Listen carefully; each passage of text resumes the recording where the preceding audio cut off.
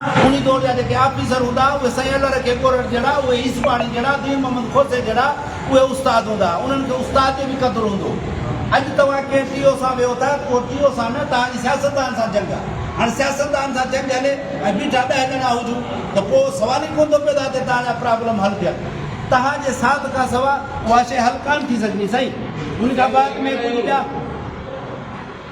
उन खां बाद में कुझु ॿिया मसइला आया आहिनि। उहो हिकिड़ो आहे भई 5th फेज़ जी जदोजहद ऐं जेको आहे उन्हनि जी जॉइनिंग जो मसइलो साईं।